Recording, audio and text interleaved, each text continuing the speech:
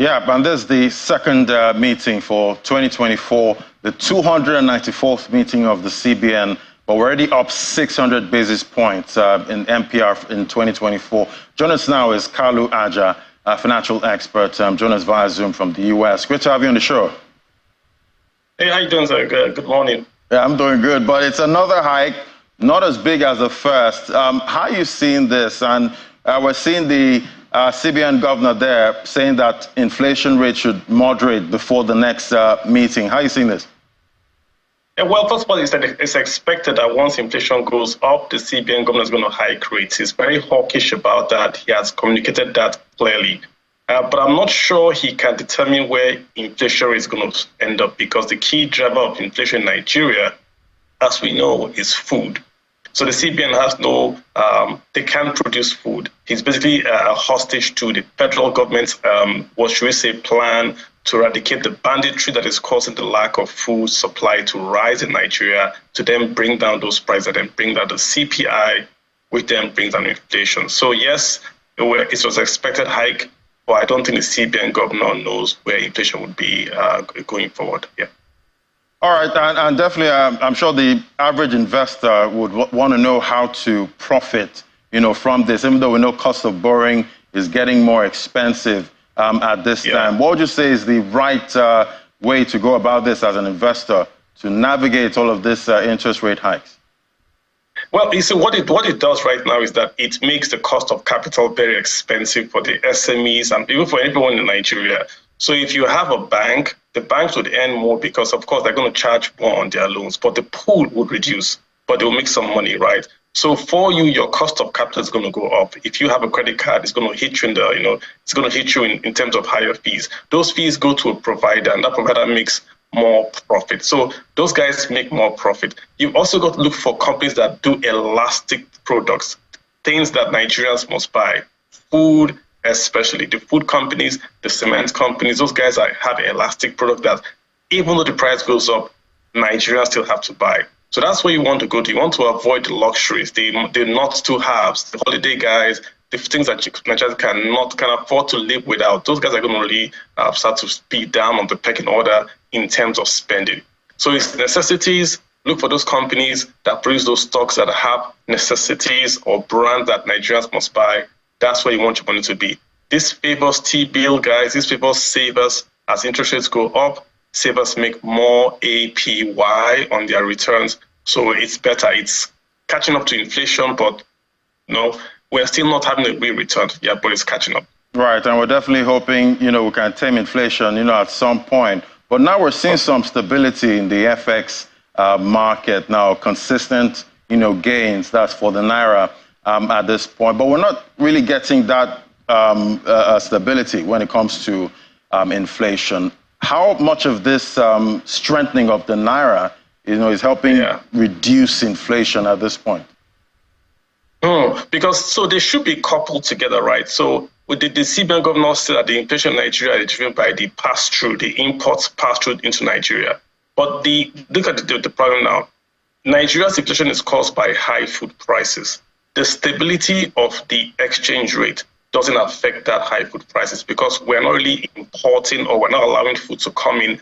The customs is still using the high exchange rate set by the CBN to even import non-food material. So there is no connection between the exchange rate and food in Nigeria because locally the Nigerian food in Nigeria the supply is not sufficient to meet demand. Hence the price is going up. And that's the inflation. So even if dollars is stable, the supply of food has not kept pace with demand. And we can't fix that even if dollar is 1-to-1. We've got to really go to Nigeria and increase the supply. So it's not a dollar issue. It's a supply issue of local tubers, local meats, local fish from the Nigerian farms and forests to the Nigerian cities. Not really to do with the dollar exchange rate, in my view. Right, and talking about supply, with the big tightening that we've seen in early this year and till now, Nigeria's money supply hit 95.56 trillion. That's a new high in February. Despite the tightening stance, help us understand this. There's a lot of liquidity out there, a lot. We are just coming off 23 trillion that was printed, which we put it into bonds, but there's tons of liquidity. The state governments were giving funds to basically spend as a loan. We have lots of liquidity, more or less, and this hasn't been taken away. The CBN is just starting now. We've got 45% CRR to take that cash out. We've had this high MPR now to make cost of credit very expensive. So I think we're seeing the real hawkish stance of the CBN to take the cash out of circulation. But Nigeria is a cash economy, and it was made worse last year when we had the cashless banking, the change of Naira issues. A lot of confidence was destroyed in the online banking, electronic banking. So now you see a lot of folks keeping cash just in case electronic methods fail. And that is basically what we're seeing. So until we go back to where the guys can trust the ATM, to go to an ATM today, you don't really see a lot of cash. Until we can get to that stage, you're going to see a lot of cash flowing around, and maybe the CRR mops up some. But for now, we are a cash economy. That's just the way it is right now. And hopefully when you also open the bank apps, you don't get that error message first when you're trying to send money. Those are one of the issues too. Well, we see the CBN governor there insisting that all FX backlogs have been cleared. Keyword, verified. And he painted a picture of what, unverified claims look like at this time. But we're still getting a lot of unverified claims. How are you seeing it? Lademi, the airlines are saying it's not just a question of verified claims, but the question of the price that you want to settle them.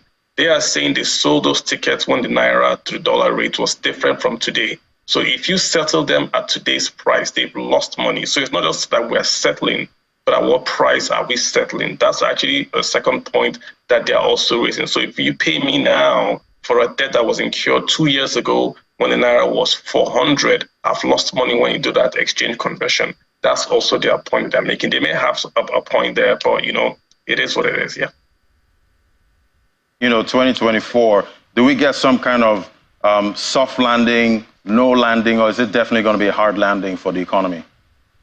I think we're just starting to see the reforms. And sadly, right, we removed subsidy on PMS imports and on the dollar. I think we're going back just a bit now to subsidize PMS and also to subsidize the dollar. The dollar is stable today because the CBN is selling dollars at subsidized price to the BDCs. So in a way, we are cushioning the effect of the real exchange rate of the Naira, and we're waiting for the oil exports to take off that will then replace what we're doing. So if the key thing, Eladi, is this: if we do not get oil exports back to those 2000s or even 1800s, then all this reform might be in jeopardy, because we really have got to get crude oil revenues flowing into Nigeria.